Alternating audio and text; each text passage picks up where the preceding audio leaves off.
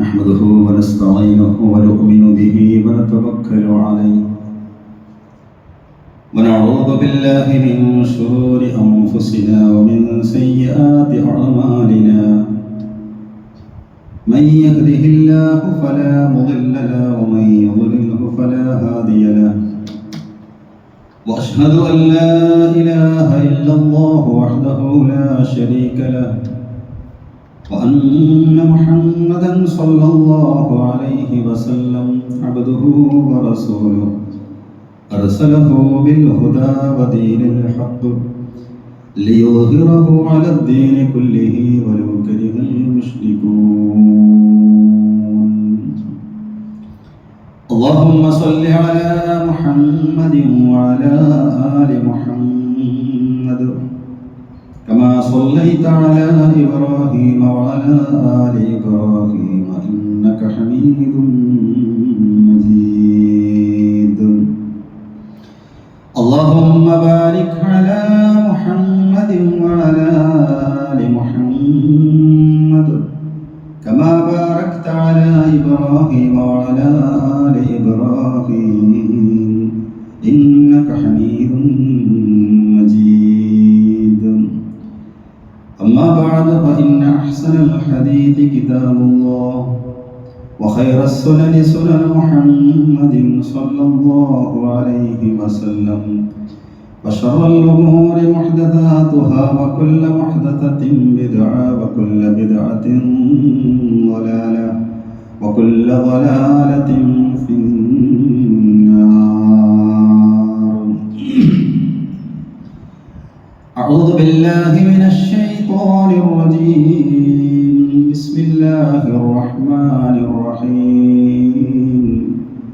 يا أيها الناس اتقوا ربكم الذي خلقكم من نفس واحدة وخلق منها زوجها وبث منهما رجالا كثيرا ونساء واتقوا الله الذي تساءلون به والأرحام إن الله كان عليكم رقيبا. يا أيها الذين آمنوا اتقوا الله وقولوا قولا سديدا يصلح لكم أعمالكم ويغفر لكم ذنوبكم ومن يطع الله ورسوله فقد فاز فوزا عظيما. بسم الله الرحمن الرحيم. يا أيها الناس قد جاءتكم موعظة من ربكم وشفاء لما في الصدور وهدى ورحمة للمؤمنين. قل بفضل الله وبرحمته فبذلك فليفرحوا هو خير مما يجمعون. رب اشرح لي صدري ويسر لي أمري واحلل عقدة من لساني يفقهوا قولي. സ്നേഹാദരണീയരായ വിശ്വാസികളെ വിശ്വാസിനികളെ, സർവ്വലോകരക്ഷിതാവായ ബാഹുവിൻ്റെ നിയമങ്ങളും നിർദ്ദേശങ്ങളും അനുസരിച്ച് ജീവിതം ധന്യമാക്കണേ എന്ന് ആമുഖമായി വസിയത്ത് ചെയ്യുകയാണ്. അല്ലാഹു സുബ്ഹാനഹു വ തആല അതിനുള്ള തൗഫീഖ് നമുക്ക് ഏവർക്കും പ്രദാനം ചെയ്യുമാറാകട്ടെ. മഹാനായ പ്രവാചകൻ സല്ലല്ലാഹു അലൈഹി വസല്ലം പ്രബോധനം ആരംഭിച്ച് 5 വർഷം പിന്നിട്ടപ്പോഴാണ് അബസീനിയയിലേക്ക്, അഥവാ ഇന്നത്തെ എത്യോപ്യയിലേക്ക് രാജാവുണ്ട്. അവർക്ക് കീഴിൽ നിങ്ങൾക്ക് സുരക്ഷിതമായി ജീവിക്കാമെന്ന പ്രവാചകന്റെ സന്ദേശം ഉൾക്കൊണ്ടുകൊണ്ടാണ് അവർ യാത്ര തിരിക്കുന്നത്. കുറച്ചു കാലം കഴിഞ്ഞപ്പോൾ മക്കയിലുള്ള ഖുറൈശി പ്രമുഖരെല്ലാം ഇസ്ലാം സ്വീകരിച്ചിട്ടുണ്ട്.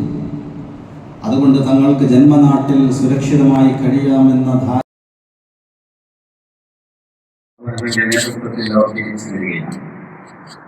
ഇവർ വന്നപ്പോഴാണ് അവർക്ക് അറിയാൻ കഴിയുന്നത് പോകുമ്പോഴുള്ളതിനേക്കാൾ ദുരിതമാണ് അവസ്ഥ. അവശേഷിക്കുന്നവർക്ക് പോലും അവിടെ ജീവിക്കാൻ അനുവാദമില്ല ഖുറൈശികളായും ഇസ്ലാമിലേക്ക് വന്നിട്ടുമില്ല. പിന്നെയും അവർ മഹാനായ ജഅഫർ ഇബ്നു അബീ ത്വാലിബ് റളിയല്ലാഹു അൻഹുവിന്റെ നേതൃത്വത്തിൽ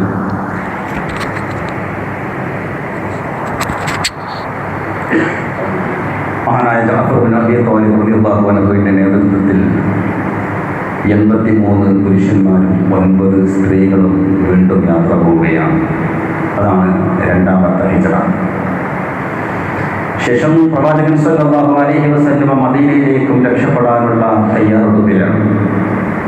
മഹാനായ അബൂ മുസ്ലിം അശ്അരി റളിയല്ലാഹു അൻഹു പറയാണ്, റസൂലുള്ളാഹി മക്കയിൽ നിന്ന് മദീനയിലേക്ക് പോകാൻ പ്ലാൻ ചെയ്യുന്നുണ്ട് എന്ന വിവരം ലഭിക്കുമ്പോൾ ഞാനും എൻ്റെ സഹോദരങ്ങളായ അബൂ ഹുദയും അബൂ റഹ്മും അടക്കമുള്ള 53 ആളുകൾ നേരെ മക്കയിലേക്ക് വരാതെ മദീനയിലേക്ക് തിരിക്കുന്നു. കാരണം ഞങ്ങളന്ന് യമനിലാണ്.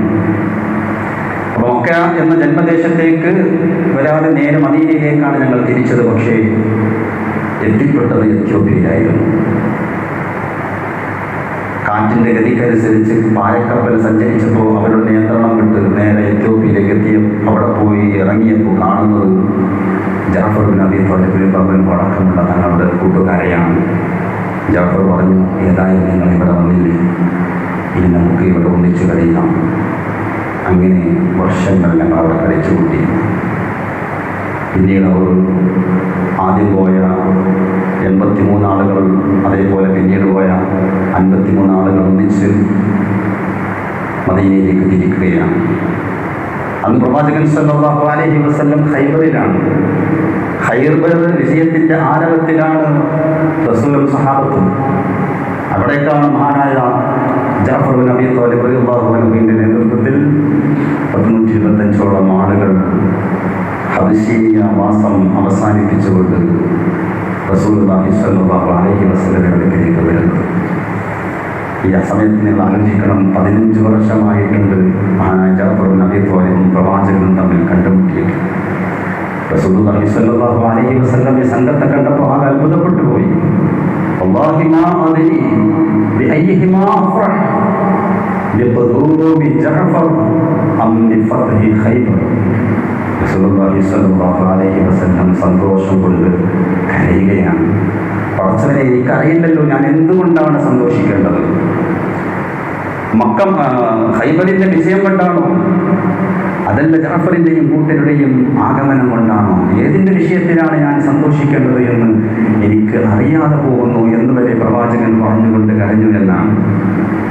റസൂലുള്ളാഹി സ്വല്ലല്ലാഹു അലൈഹി വസല്ലം ഖൈബറിലുണ്ടായിരുന്ന യുദ്ധാർജിത സ്വത്തുകളിൽപ്പെട്ട വലിയ സ്വത്ത് യുദ്ധത്തിൽ പങ്കെടുക്കാതിരുന്നിട്ട് പോലും അവർക്ക് നൽകി.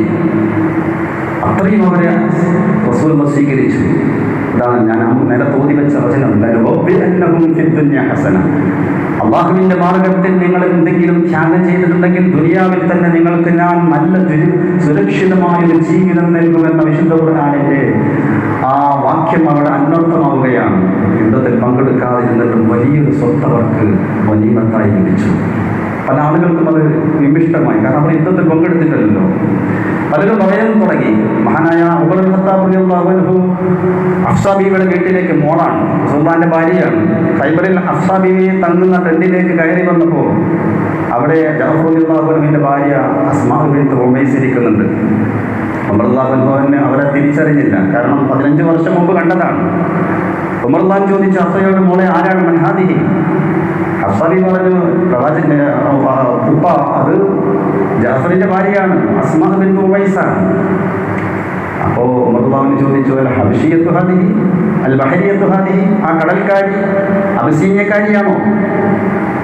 സബഖനാകും ബിൽ ഹിജ്റ വനഹ്നു അഹബ്ബു ബിറസൂലില്ലാഹി സ്വല്ലല്ലാഹു അലൈഹി വസല്ലം. ഉമർ റളിയല്ലാഹു അൻഹു പറഞ്ഞു, ഞങ്ങൾ നിങ്ങളെക്കാൾ മുമ്പ് മക്കയിൽ നിന്ന് മദീനയിലേക്ക് പാലായനം ചെയ്ത് ഇവിടെ എത്തിയവരാണ്. നിങ്ങൾ ഇപ്പോഴല്ലേ വരുന്നുള്ളൂ. ഞങ്ങളെക്കാണ് റസൂലുള്ളാഹി സ്വല്ലല്ലാഹു അലൈഹി വസല്ലമയുടെ ഏറ്റവും കൂടുതൽ സാമീപ്യമുള്ളത്. അസ്മാ ബിൻത് ഉമൈസിനെ അത്ര രസിച്ചില്ല. അവർ പറഞ്ഞു, വഅൻതും മഅ റസൂലില്ലാഹി സ്വല്ലല്ലാഹു അലൈഹി വസല്ലം യുത്ഇമു ജാഹിറക്കും വയഇദു ജാഹിലക്കും. പ്രവാചകന്റെ കൂടെ പാവപ്പെട്ട ആളുകൾക്ക് ഭക്ഷണം നൽകിയും വിവരമില്ലാത്ത ആളുകളെ മതം പഠിപ്പിച്ചും നിങ്ങൾ ഇവിടെ സുരക്ഷിതമായി മദീനയിൽ കഴിയുമ്പോൾ ഞങ്ങൾ അന്നകരെ വിദൂരത്തിൽ സ്വന്തം നാടും കുടുംബവും വിട്ടേച്ചു പോയി. അള്ളാഹുവിന്റെ റസൂലിന്റെയും മാർഗത്തിൽ ഞങ്ങൾ ഇത്രയും വലിയ ത്യാഗമെടുത്തിട്ട് അങ്ങ് അത് ഇത്ര നിസ്സാരമായി കാണുകയാണോ? ഞാനെന്റെ റസൂലുള്ളാഹി സ്വല്ലല്ലാഹു അലൈഹി വസല്ലമയോട് പറയുമെന്ന് പറഞ്ഞുകൊണ്ട് അവർ നേരെ പ്രവാചകന്റെ അടുക്കിലേക്ക് പോവുകയാണ്. റസൂലുള്ളാഹി സ്വല്ലല്ലാഹു അലൈഹി വസല്ലം ഇത് കേട്ടപ്പോൾ പറഞ്ഞു, വല്ലാഹി മാ ബി അഹഖ ബീനിക്കും വലഹു വലി അസ്ഹാബിഹി ഹിജ്റത്തുൻ വാഹിദ വലക്കും വഅൻതും അഹ്ലു സബീലത്തി ഹിജ്റതാൻ. അല്ലാഹു